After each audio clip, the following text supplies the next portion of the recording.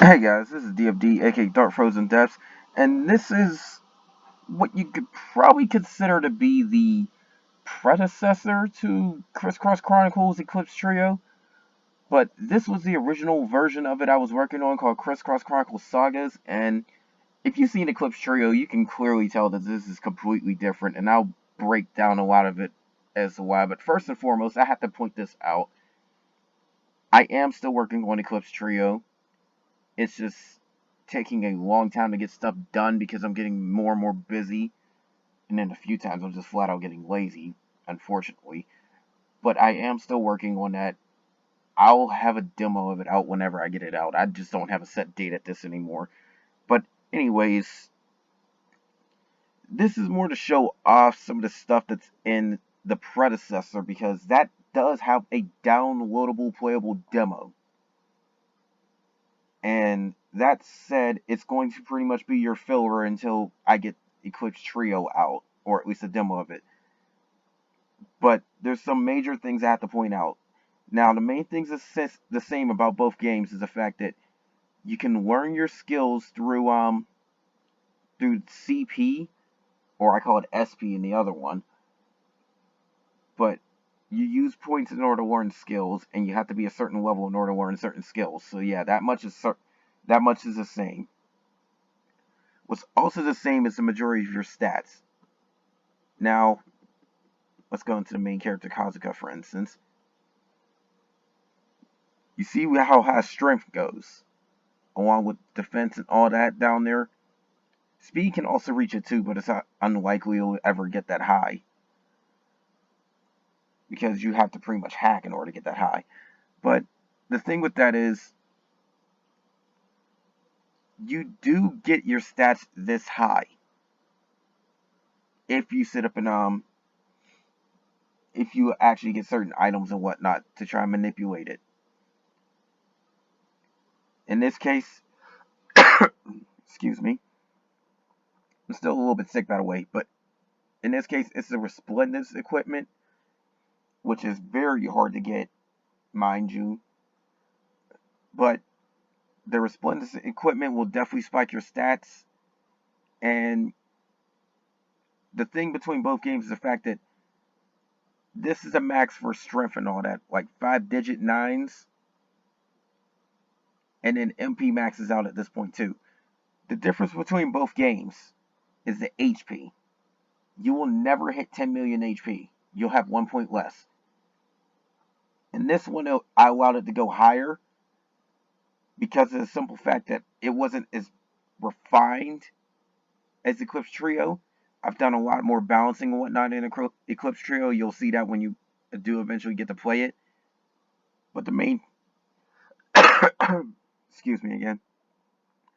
But the main thing about it is that this one, your HP can go stupidly high because something I use in order to allow a higher HP limit wasn't split between enemies and your party.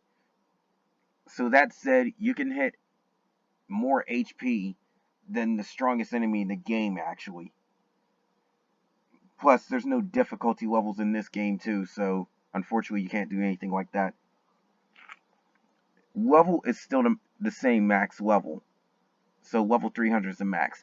Level has less weight here than it does in Eclipse Trio. Because all your stats are not linked to your level. Only speed is.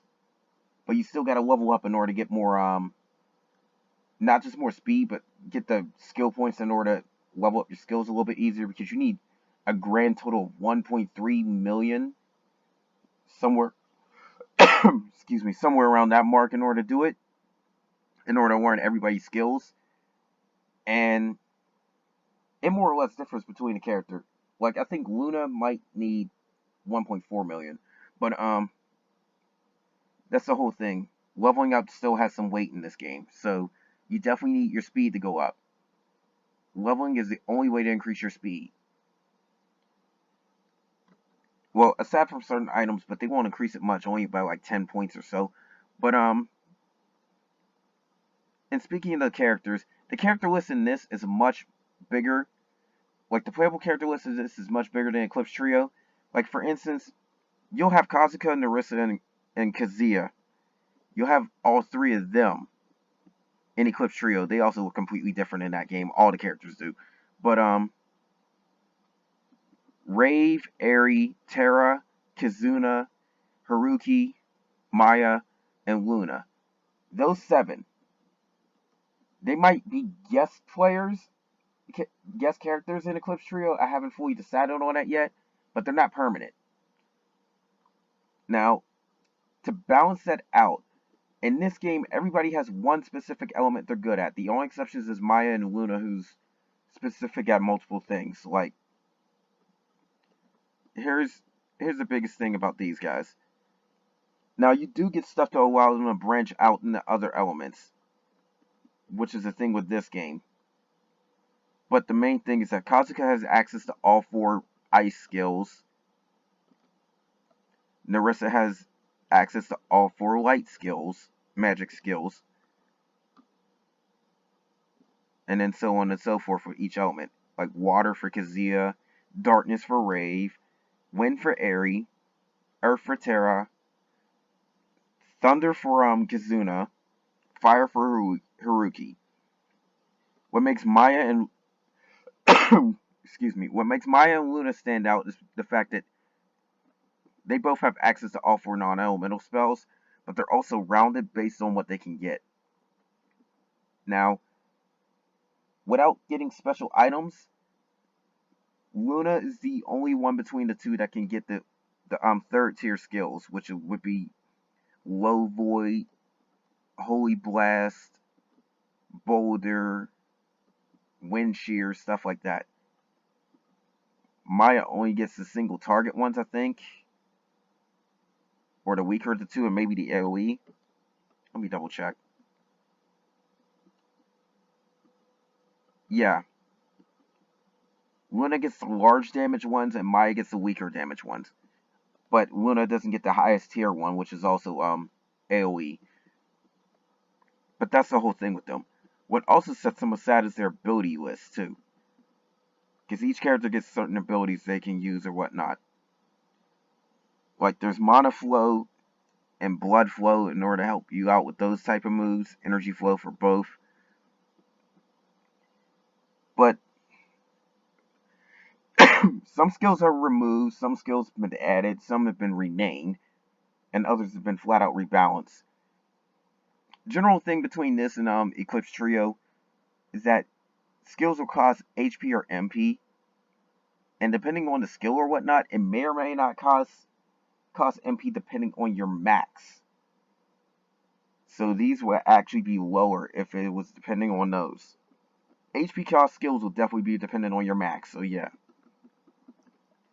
But the ones that really take a chunk out of you is definitely these ones, which is the ultimates. Excuse me. In this game, each character has one ultimate. In Eclipse Trio, Kazuka, Narissa, and Kazuya have 3 ultimates, each based off of a specific element. Like, Kazuka, I do remember, I think he has Ice, Earth, and Darkness. Kazuya has non-elemental water and I think wind. So it's like that. I balanced it out so you're still element reliant depending on who you use, but considering that Kazuya, Kazuka, and Narissa always are in the party in Eclipse Trio, they have a wider access to things, meaning it's less trial and error, because you only get up to 4 members in this game. So that said, you have to like you have to play through and see who's good for which thing. But they all still get some of the basic stuff like debuffs, buffs, status effects like poison and all that, the healing skills. I think that's the same between both games. Skills are limited. Some skills are limited. Like this Revigor skill right here. Fully restores HP to one ally, but you can only use it a certain number of times in a fight. Their ultimates only can get used once each time. And then these really hard-hitting attacks right here, deadly, heavy, and all that, they only get used a few times. I think only twice per fight. Same thing with the soul burst and all that. But that's the whole thing with that. It's like you still have to like manage your skills and plan out ahead, regardless of the game.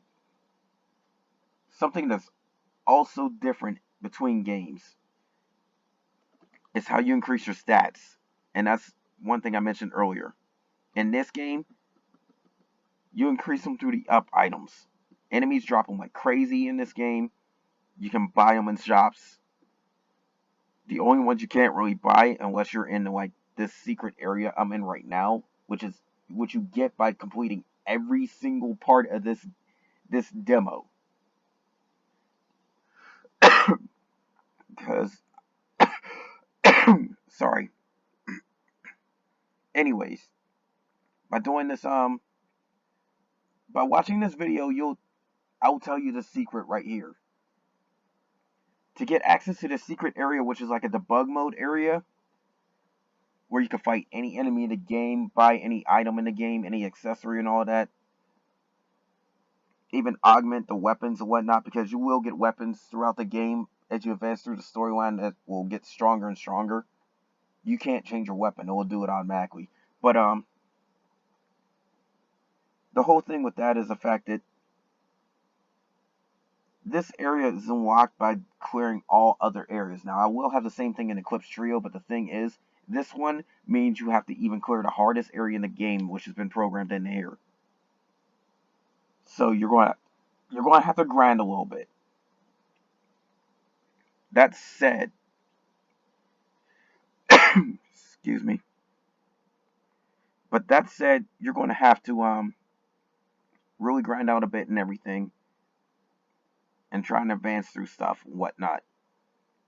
Now, because the fact that you can sit up and manually increase your stats and everything, and you're not level locked for stats, you can become absurdly strong, absurdly fast.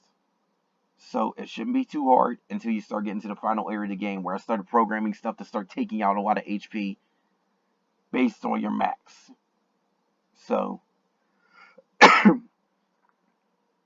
and that's where things start getting very difficult at that point. And then enemies started hitting hard, started hitting a lot of times. You'll start wanting a lot of HP. I suggest getting at least 100,000. But if you got the Resplendence equipment, it's not too hard. I mean, 100 million, but get the Resplendence equipment, it's not too hard. But the major thing about this is just, there's a lot of differences. There'll be a little bit of trial and error throughout this version, but you'll still be able to get the hang of it. And to be quite honest, you still can clear the entire thing by focusing all your resources on one character.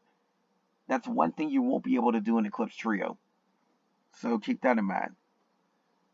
But you still want to level for speed. And that's the biggest thing. But this little debug area, as you can see, I can change the weapons, I can change their levels. I can change their money, which is CETA. I can change the CP, which is the stuff to learn the skills. Buy every item here.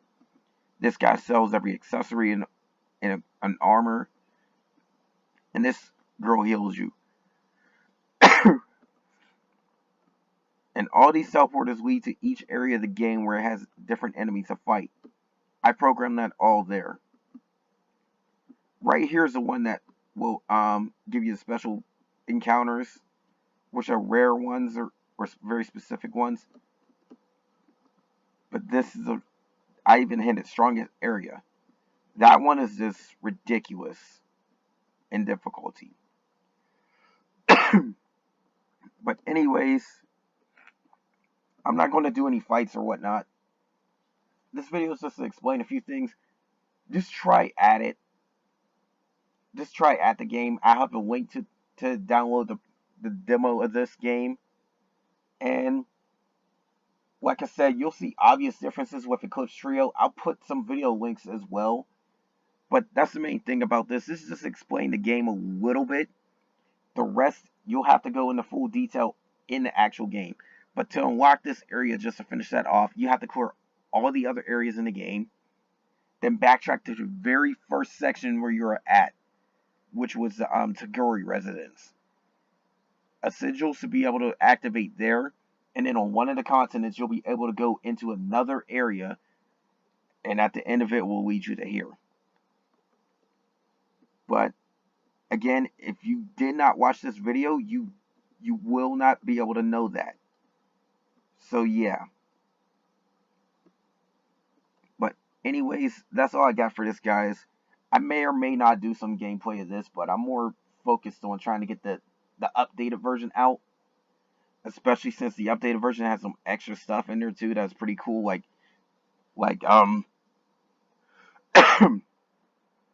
like difficulty setting, dialogue that automatically plays out, skippable cutscenes because I haven't programmed them into this one. I still could program them into this one if I wanted to, but I'm not working on this one anymore. There's also transformations and whatnot that's going to be in the more up-to-date one. Additional characters and stuff too, so yeah. But at the same time, keep in mind, this is still a prototype. It is very playable, but there is some glitches in there that can completely crash the game. One, for instance, you have to be careful of, is learning skills. You can use certain keys on the keyboard in order to switch between characters like this. If you do that with learning skills, you run the risk of crashing games. So do not do that. Also, when your Sita hits really high points, you get this one thing that says down there, tons of Sita. At that point, you should be able to buy everything, including your Resplendence armor. Like enough copies of it for everybody, but you only really need 4 of every copy. But if you really want to be honest, here's a lot of items you can get in the game. Like these books to learn certain skills, this one to learn soul burst, stat ups, items you can use, healable items. You won't get weapons, unfortunately. You won't get many key items either, but that's the whole thing. But all the different armors, and they all go in their own specific slots. And there's tons of them. Some of them are even based on male and female. I removed that in the Eclipse trio. But anyways, that's all you get for this video. Again, play it out, test it out yourself. It's actually, if I have to say so myself, it's a well-made game. It's just not perfect. And then I was working on it more, but when I got my hands on a more up-to-date engine to create this, because this is made off of RPG Maker VX Ace, I got my hands on RPG Maker MV, which is more up-to-date and everything. And it definitely is way better.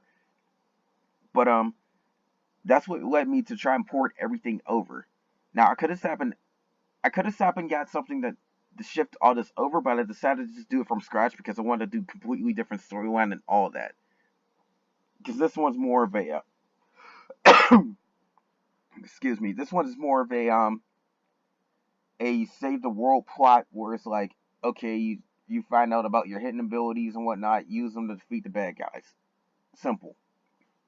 The Eclipse trio plot is more based on, like, you have a certain power that the world can fear, and it's more of a situation of where would your loyalties lie, who could you truly depend on, and what will you do if the whole world is against you. It's a little bit more darker themed and all that too. But again, newer stuff, newer ideas and whatnot. But anyways, like I said, try this out. It'll get you mostly prepared for Eclipse Trio, if you do. And you can get pretty far in it, trust me. I made sure to playtest this thing so you can actually advance through the entire thing. Now, there are some optional areas you do not have to touch. That much is certain. But for the most part, you will have to clear Omnis, which is the toughest area in the game, in order to get access to this place. And in order to clear Omnis, you have to do other steps first. But anyways, that's enough of this video. I've done enough talking, especially with me being sick and coughing throughout the whole thing. Maybe you'll see more of this version. I don't know. I got video links to see to show off the newer one, what I've done with it a little bit and everything. But anyways, that's all for this video, guys. Again, try this game out, please. Spread word about it and whatnot, because I'm trying to get it more notoriety and whatnot. But anyways, that's all I got for now, guys. Take care.